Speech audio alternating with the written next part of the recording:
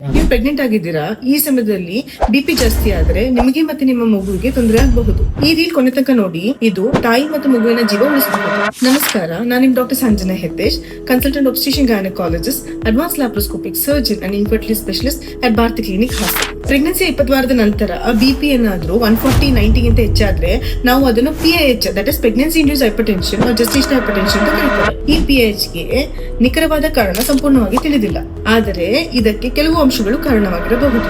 ಮೊದಲೇದು ಬಂದು first pregnancy. ಮೊದಲೇ ಬಾರಿ ಪ್ರೆಗ್ನೆನ್ಸಿ ಆದ ಮಹಿಳೆಯರಲ್ಲಿ ದೇಹದ ಪ್ರತಿಕ್ರಿಯೆ ಹೊಸದಾಗಿರುವುದರಿಂದ PIH ಚಾನ್ಸಸ್ ಹೆಚ್ಚು. ಎರಡನೇದು ಬಂದು twins are multiple pregnancy. Twins ಅಥವಾ ಮಲ್ಟಿಪಲ್ ಪ್ರೆಗ್ನೆನ್ಸಿ ಇದ್ರೆ ಯೂಟ್ರಸ್ ಮತ್ತು ಪ್ಲಸೆಂಟಾ ಮೇಲೆ ಎಕ್ಸ್ಟ್ರಾ ಪ್ರೆಷರ್ ಬೀಳೋದ್ರಿಂದ ಬಿಪಿ ಜಾಸ್ತಿ ಆಗಬಹುದು. ಮೂರನೇದು ಬಂದು age below 20 years or above 35 years. Too young or 35 years ಮೇಲ್ಪಟ್ಟ ಪ್ರೆಗ್ನೆನ್ಸಿಯಲ್ಲಿ ಹಾರ್ಮೋನ್ ಚೇಂಜಸ್ ಮತ್ತು ಬ್ಲಡ್ ವೆಸಲ್ಸ್ ರೆಸ್ಪಾನ್ಸ್ ಚೇಂಜ್ ಆಗೋದ್ರಿಂದ ರಿಸ್ಕ್ ಹೆಚ್ಚಾಗಬಹುದು.